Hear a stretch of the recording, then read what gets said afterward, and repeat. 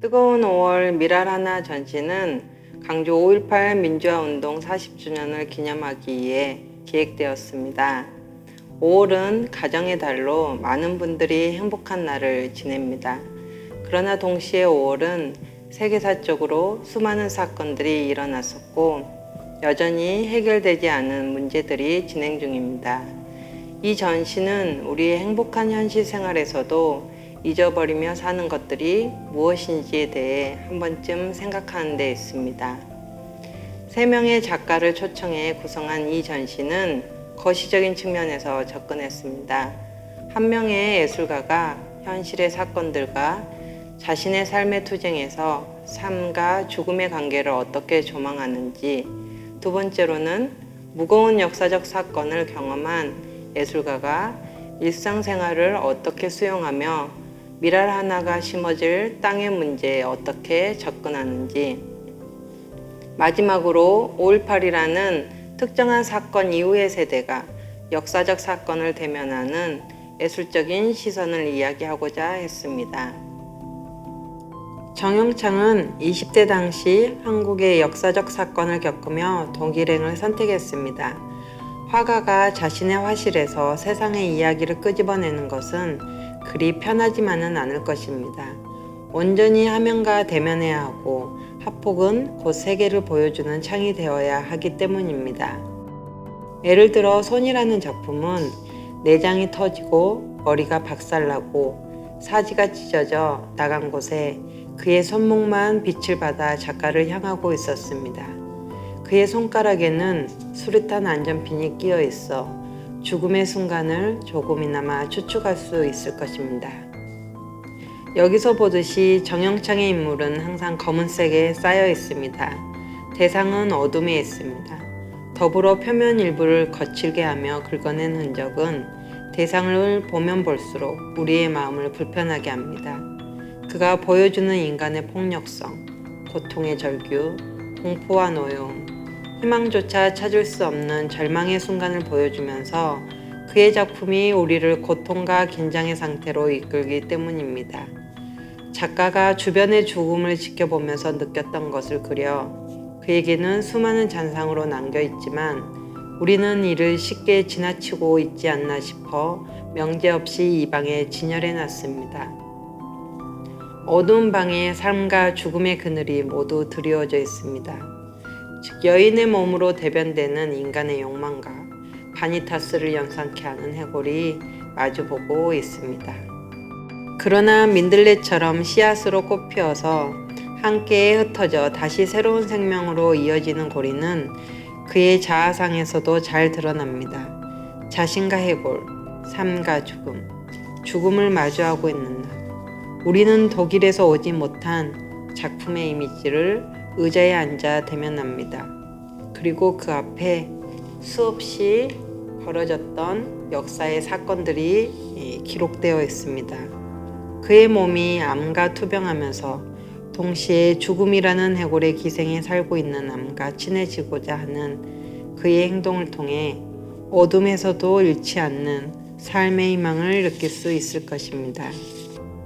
박문종 작가는 20여 년간 담양에 살고 있으며 농사 그림으로 자신만의 독자적인 화풍을 확립하였습니다.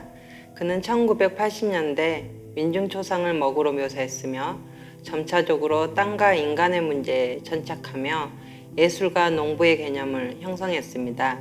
그에게 농촌은 소재와 대상으로 구현되는 것이 아니라 실제 자신이 살아가는 땅과 인간의 삶을 그대로 적용하기 때문입니다.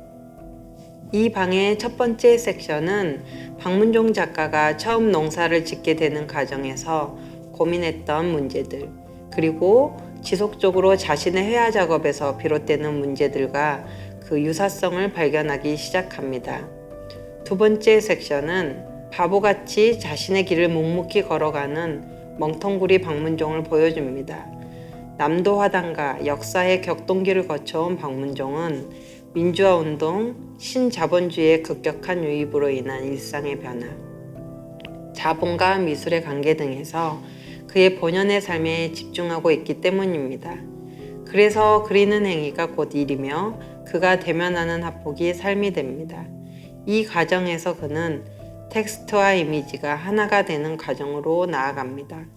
마지막 섹션은 바로 20여 년간 함께해온 땅의 존재 가치를 새롭게 접근하면서 배설의 작용처럼 날마다 그리는 행위로서의 화가똥을 보여줍니다. 이는 무의미적인 행위로서의 배설 작용이 아닌 끊임없는 일기 형태의 글쓰기가 표출됩니다. 이 글쓰기는 현실의 문제를 놓지 않고 있으며 미시적인 일부터 한국 사회의 굵직한 사건들까지 표출하고 있습니다. 하루킴은 역사의 특정한 사건, 즉 강주 5.18 민주화 운동을 대면하는 예술적인 시선을 선보입니다. 이 작업은 그가 경험했던 상황에서 영감을 받아 내러티브를 서술하고 있습니다. 그의 설치 작품의 오브제들과 소품에서 우리는 이야기를 구성할 수 있을 것입니다. 그의 4개의 시계가 각기 다른 방향으로 전개됩니다. 어떤 방향이든지 그 자체로 존재합니다. 경작금지, 총탄 자국, 이미지에서 보이는 몇 가지 상징들은 그가 무엇을 재현하고 있는지 유추할 수 있을 것입니다. 그러나 하루킴이 작품을 구성하기 위한 이야기에서 출발해 우리는 아직 해결되지 않은 수많은 역사적 사건, 해결하는 과정에서의 불협화음, 그 가운데 발생되는 또 다른 사건 등을 유추할 수 있을 것입니다. 덩그러니 놓여있는 오래된 오르간은 누구도 만질 수 없습니다. 우리는 그저 바라볼 뿐입니다. 그러나 누가 먼저 노래를 부를까요? 이 마지막 가두는 우리에게 많은 시사점을 줍니다. 현재를 산다는 것은 또다시 역사로 남아 우리의 행동을 다시 직면케 합니다. 우리는 이 과정에서 보이지 않고 잊혀져 온 수많은 사건과 목소리, 얼굴을 기억하며 인간 생활의 실상을 좀 더 근접할 수 있을 것입니다. 여전히 무거운 역사적 경험은 논쟁적입니다.